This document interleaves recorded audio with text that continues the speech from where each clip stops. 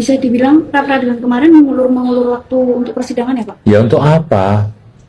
Kalau sudah yakin 100% palsu, ya bawa aja buktinya. Masuk ke pokok perkara di persidangan. Mestinya.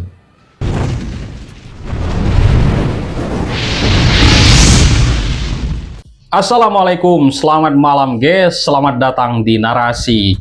Nih, tadi mantan Presiden Republik Indonesia ke-7 Pak Joko Widodo sudah menanggapi proses sidang gugatan, ya kan? Terkait ijazahnya yang diajukan oleh Dr. Tifa dan juga Pak Roy Suryo. Ya, hahaha. Gimana tuh Pak Roy? Tuh lihat, Bu Tifa gimana tuh? Pak Joko Widodo sudah mengatakan siap untuk pembuktian di persidangan. Tuh, gimana tuh tantangannya Pak Roy? Pak Roy ini kok malah rapid sampai berapa kali ya? Ada 6 kali ya atau 5 kali. Nah, Pak Jokowi meminta agar perkara tersebut segeralah masuk ke pokok perkara, bukan berputar-putar di pra-peradilan. Tuh kan Pak Roy, Pak Jokowi sudah nantang nih. Nah, Pak Jokowi menyampaikan saat ditemui oleh wartawan di kediamannya di Solo. Ayo Pak Roy, gimana nih? Ya kan? Ya, kalau Pak Roy yakin 100% palsu, mestinya masuklah ke pokok perkara di persidangan. Ya, itu persidangan ikuti. Ini malah pra-peradilan lagi. Ya, biar perkara ini segera selesai, kata Pak Jokowi. Masalah ini bisa segera selesai, katanya kan. Nah, gimana tuh Pak Roy? Bu Tifa, ya Pak Jokowi sudah siap nih masuk ke pokok perkaranya untuk pembuktian ijazahnya di persidangan. Gimana tuh Pak Roy, Bu Tifa, berani nggak nih? Alah, malah mundur. Katanya sih hijrah. Mau kemana ini ya? Urusan belum kelar nih, masa hijrah nih Bu Tifa. Aduh, ayo dong buktikan penelitian selama sekian tahun ya. Jadi agar publik ini tidak merasa dibohongi oleh Anda-Anda ini yang mengaku ilmuwan, peneliti, kan begitu. Ya, jadi biar publik ini merasa yakin, tidak kecewa dengan Anda-Anda ini yang mengatakan dari dulu banyak jejak digital mengatakan bahwa saya adalah seorang dokter, peneliti, ilmuwan, bahkan bisa melihat dari hal-hal yang kecil. Ya, di sini diperdebatkan oleh Bu Tifa adalah foto di dalam ijazah tapi yang diposting oleh Dian Sandi, ya. Tapi kan belum tahu ijazah Pak Jokowi itu yang mana. Tapi kenapa langsung mengatakan bahwa ijazah Pak Jokowi itu palsu? Wah, parah kan? Nah, apakah Pak Roy Suryo dan juga Dr. Tifa berani nih menghadapi tantangan dari Pak Joko Widodo? Sudah siap tuh? Ya, cepat-cepat kata Pak Jokowi itu dalam sebuah tayangan videonya tadi. Ayo cepat ke pokok perkara agar masalah ini cepat tuntas selesai. Jika yakin 100% itu palsu, ayo dong buktikan. Tuh, gimana Pak Roy? Oke. Guys, kita simak video-video lanjutan guys ya, dan ini banyak sekali yang perlu kita pelajari terkait hal ini. Ini video-videonya guys. Pertanyaan terkait kemarin yang sempat viral Mas Wapres duduknya pas rapat kabinet itu kan beda sebelah kubu, beda posisi sama Pak Presiden.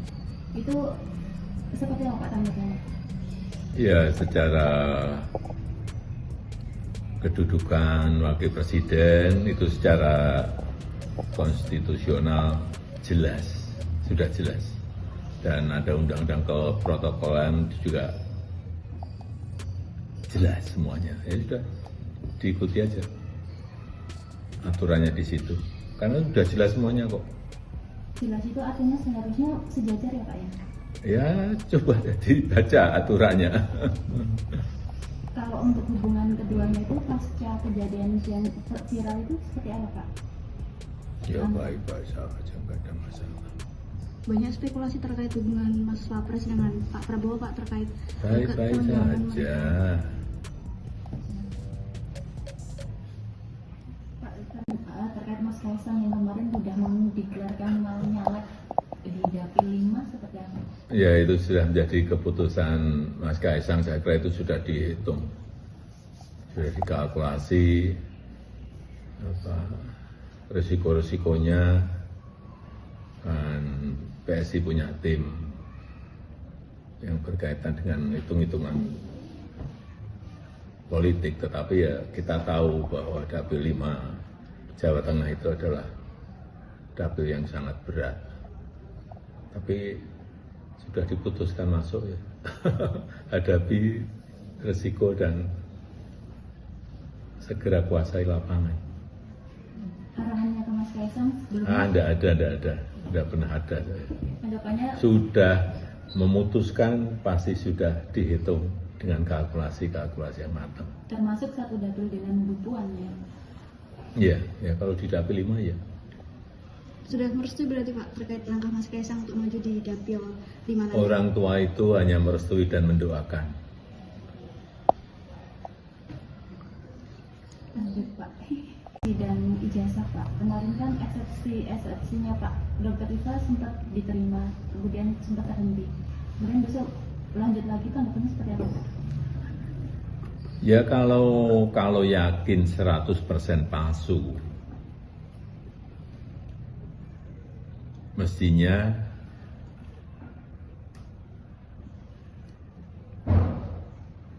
masuk ke pokok perkara di persidangan itu diikuti,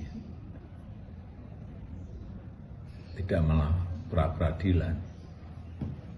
Biar perkara ini segera selesai, masalah ini bisa segera selesai. Kalau untuk sidang rencana besok dari Pak Jokowi seperti apa Pak? Kalau siap hadir kalau Hadir, kan sudah saya sampaikan, saya akan hadir membawa ijazah SD, SMP, SMA, dan nanti yang S1 yang sekarang di Kejaksaan, semuanya akan kita tunjukkan. Ini sudah masuk pokok perkara kok di persidangan, ya kita ikuti proses hukum yang ada. Bisa dibilang pra-peradilan kemarin mengulur waktu untuk persidangan ya Pak? Ya untuk apa? Kalau sudah yakin 100% palsu, ya bawa aja buktinya. Masuk ke pokok perkara di persidangan. Terima kasih. Sebelumnya kan Dr. Tiva kan sempat pamit gitu undur diri dari Bicara bukan gini ya, jadi gini. Ini supaya saya juga ingin luruskan bahwa masyarakat Indonesia itu supaya tahu ya bahwa saya memperjuangkan keadilan, termasuk utamanya kebenaran terkait dengan polemik ijazah ini sudah dari sejak tahun 2022. Bukan baru kemarin, sudah 4 tahun. Dan hasil dari penelitian saya sudah saya bukukan, sudah saya publikasikan, sudah saya seminar-seminarkan. Jadi pekerjaan saya sebagai peneliti di sini sudah selesai. Lalu, untuk itu maka saya harus mendharma baktikan ilmu saya itu urusan-urusan yang jauh lebih penting untuk saat ini. Tapi Urgent. persidangan ini tetap kita hadapi. Tetapi persidangan ini tetap Kita saya hadapi. Jadi ini adalah kesempatan untuk saya, apabila terjadi sidang ya saya akan sampaikan Tetap. sesuatu yang memang perlu disampaikan terkait dengan polemik ijazah ini. Jadi ini ruangan saya, tapi saya punya 5-6 hari untuk bekerja, untuk melakukan banyak hal lain. Itu ya yang saya maksud sebagai hijrah.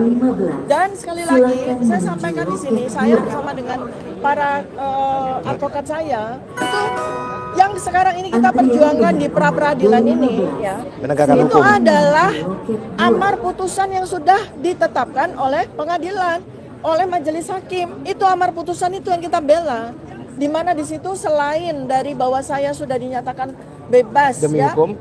batal demi hukum perkara saya, Bebas. ada amar putusan yang dalam hal itu adalah ayat pasal 75 ayat 2 dan 3 yang harus kita pertahankan. Karena Ayat di 4 situ tidak disebut. tidak ada pasal, tidak ada ayat 4, itu jelas. Jadi kalau ini kita biarkan terjadi sidang, maka kita seperti mengingkari amar putusan itu. Nah, di dalam amar putusan itu juga ada pasal 206. Oh, kami siap. Ya, artinya apa pasal Silakan 206? Itu JPU diberi kesempatan oleh amar putusan majelis hakim untuk melakukan perlawanan banding. Iya. Ya kami siap.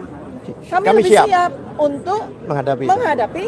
perlawanan banding tersebut gitu loh. Jadi supaya ini semua juga paham, rekan-rekan media dan seluruh masyarakat Indonesia paham, saya tidak lari dari perkara ini. Saya hadapi, justru pra-peradilan ini ingin kami katakan bahwa sesuai dengan amar putusan, maka sebaiknya JPU itu melakukan pasal 206. Apa itu banding? Dengan banding itu ayo kita mulai lagi untuk bersidang dengan sesuai dengan hukum yang ada. Ya, seperti itu ya. Baik, ada pertanyaan teman-teman? Sudah Nggak siap? ada ya. Terima kasih. Nanti ada. Nanti kami akan konfres ya setelah kami selesai melakukan sidang. Baik, terima kasih. Nih, ini ada Dokter Tifa. Assalamualaikum warahmatullahi Saya wabarakatuh. support aja. Dok, selamat, sukses.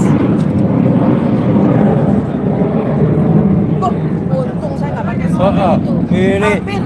hampir sama. Enggak. Enggak, jangan. Ini haknya Dokter Tifa. Nanti aja ya. Ya. Apa? Kenapa? Enggak. Kalau kepukul udah saya pukul. Santai aja. Oke, itu dia tadi. Kita aja semoga lancar sidangnya Dokter Tifa dan tim hukumnya lancar. Itu aja ya. Amin. Ya. Terima kasih. Siap. Siap. Ayo. Harusnya yang diperiksa itu Jokowinya. Kok jadi kita yang dikokang, Bos? Dipokang nanti kita yang tembak. Oh, siap.